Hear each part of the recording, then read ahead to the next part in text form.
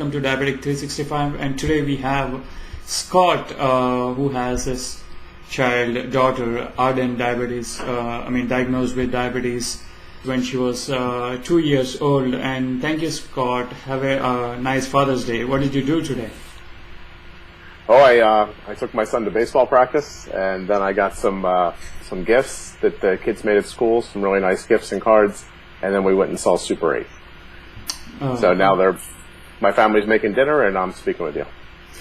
Okay, so what was your first reaction when she was diagnosed with type 1 diabetes at a very tender age of 2? I think we were all pretty scared and surprised. But then, it pretty much takes over that you need to do what you need to do, and you kind of put all that aside, and you learn how to take care of diabetes. So, does your family has any history of diabetes, or how did you learn this? It was a very shock to you, but how did you take it? Well, as far as the history goes, there's no history that we're aware of. I'm adopted, so we don't know my history.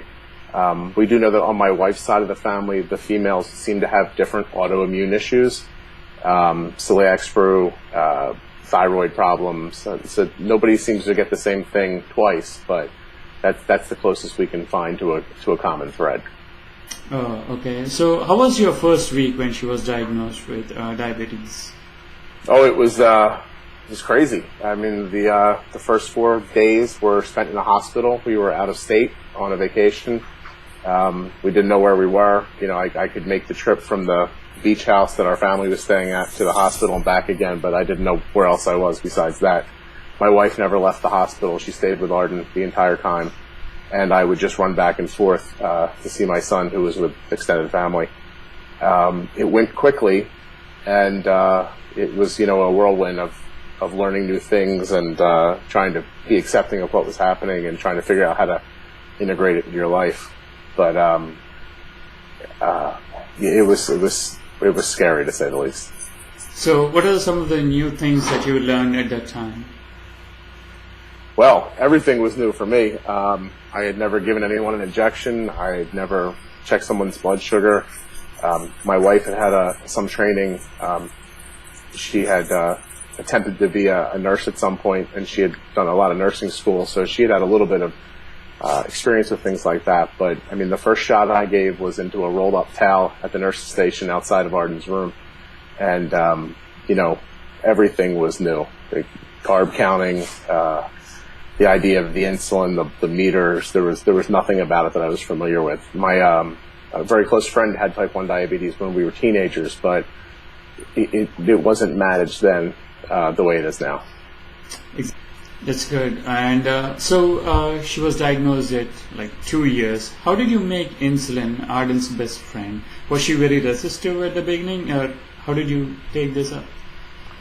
Well, I think there's a lot of reasons why you wouldn't want your child to have diabetes when they're 2, but if there's one reason why, if they're going to have it, you'd rather it when they're younger, it's that she's just so adaptive to everything that there wasn't really anything to do. Inside of a week or two, she wasn't thrilled about it, but she was okay with it. And then as time moved forward, you'd be surprised how good the human mind is at forgetting the things that it doesn't want to remember, because by the time Arden was using an insulin pump when she was, I guess, 4, we had an issue with the pump one night. We had to give a shot, and I got the insulin out, I got the needle out, and she looked right at it and she said to me, "What is that?" and she had about 10,000 injections in 2 years, and in 6 months of using an insulin pump, she did not know what we were about to do with the needle. So little kids are really amazingly adaptive, and I can't imagine. I see other people trying to, 12-year-old kids being, diagnosed, 18-year-old kids, adults finding out they have to do it. Those are adjustments. For her, it was just, she didn't really have a choice. We gave her shots, and she went along with it, and one day it just wasn't an issue anymore. So how did you teach her what to eat, and how did you teach her to make a very healthy choices? Because kids are very kids like candies, chocolates, and they go after that. So, but how did you teach her? Well, we're pretty lucky that Arden doesn't seem to have much of a sweet tooth. She'll go trick-or-treating and come back with all this candy, and then it just sort of sits in a basket and she never touches it again. She's not a big candy person. She might actually eat more candy now that she has diabetes to treat lows sometimes in quick situations than she did probably before. She's a fairly healthy eater naturally. She enjoys vegetables and things that are made, that aren't greasy and things like that. She's a good eater.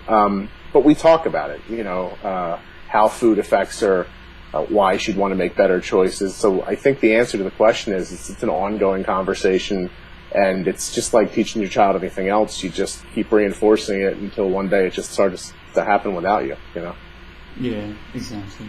So, okay. So, do you have any proud moments, you're really proud of her?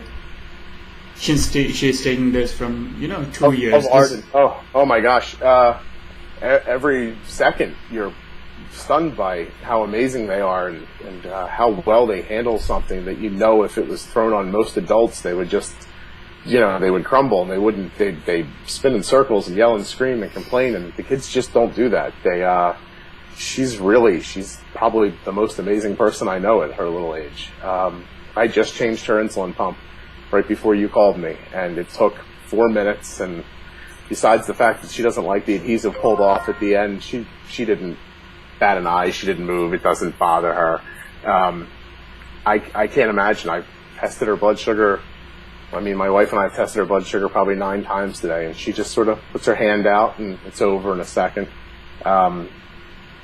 I guess I'm the proudest of, she's in 1st grade now, and I was just in her 504 meeting last week, and her teacher took a minute in the middle of the meeting to tell everyone in the room what an extraordinary person she thought Arden was. She didn't talk about her like she was a little kid. She called her a person, and she said that she handles things in a way that she's just never seen with a child her age. So maybe diabetes is a bit of a blessing sometimes. It does help you. It just kind of knocks you down a lot more than it helps you up. So how does she try to manage this when you're not around, like when she's in school or something like that? Well, she's in 1st grade, and she's 6 years old. She's going to be 7 in about a month. We have a very well thought out plan in place. We're really lucky. I didn't realize how lucky we were until I met more people through Twitter, that a lot of children don't have the kind of nursing staff at their school that we have. But we do. We have 2 nurses in my daughter's school all the time. When I come in and make suggestions for her 504 plan, I'm not met with a whole lot of resistance. So Arden wears a Dexcom 7 Plus CGM, and her teacher is instructed at certain times to send Arden to the office. To the nurse's office. They call the nurse's office to try not to waste trips. But she handles all of her testing and insulin with the nurse there. The nurse, and I'm called a number of times a day, and we talk about how much insulin she's going to get and what kind of food she's eating. And I find that keeping the communication, besides in the beginning it was probably for my kind of peace of mind, but now it really serves as a balance for when she comes home. It's not like I'm starting over again, figuring out what had happened during the day, but I've been involved the entire time, so there's no weird handoff situation where she gets high or low because I'm not aware of what's been happening. So it's handled like that. We think that Arden's probably going to get more individual with it and feel a little more better about it when she gets older, and then we'll probably start. We think in 2nd grade she's going to start testing herself sometimes in her classroom because in New Jersey that's allowed. And then we're just going to, just like we kind of talked about with the food, we're going to slowly add responsibility until one day it just sort of seamlessly becomes hers, and it's nothing shocking about it. And many type 1s, like the adults face when they have highs and lows. As a child, how does she manage that? Well, Arden doesn't feel her highs like I hear some people talk about. I just wrote about this on my website a little while ago, and I asked other adults that have type 1 diabetes about what are highs and lows, what do they really feel like, because Arden can explain them the best she can, but sometimes her explanations aren't completely clear. But the best I can tell, I can see a change in her mood, but I don't think she notices. So, I mean, we handle them, you know, technically the way you're supposed to. If she gets high, we give more insulin, we drink liquids, we try to do the things that we've been asked to do by our endocrinologist to help, and just test until she comes down. She's just coming down now from a movie theater high, I think I should call it, because there was some popcorn and a couple of nachos in there, and you know, you just kind of, I have to say that it takes a couple of years to make yourself okay with the idea that you're not going to be able to keep someone's blood sugar at 110 or wherever you're shooting for all the time. You've got to just take the right steps when they're high or low, and don't panic, and wait, and just try again the next time. It really would be incredibly maddening if you took each one of those personally. Okay. So what are some of the thoughts that keeps rolling in your mind when you put her to bed every night? I lay Arden down to bed most nights myself, and I many nights I think, you know, please don't die, and I guess I don't sleep a whole lot. You know, it's hard. Kids want a snack at the end of the night, and a snack means insulin, and insulin means, you know, you've got to wait the appropriate amount of time to see where you end up. And some nights work exactly the way you expect them to, and some nights don't. So I do my best to stay up. I wouldn't be good at. I know a lot of people who set alarms and are able to get up in a couple of hours, but if I fall asleep, I'm pretty much asleep. So I sit up. I consider a good night, if I go to sleep by 1:30, I consider that pretty good. But I don't know, it's just one of those things. It's, you know, it seems like you're being too cautious, but I don't know if you can ever be too cautious about something like that. You know, it's one of the more difficult aspects of it. And this is something very emotional, right? So how you and your wife, how do you take this? It's you know, sometimes it's nothing, and you just, I mean, as time goes on, it becomes more a part of your life. It becomes what I kind of consider to be diabetes normal.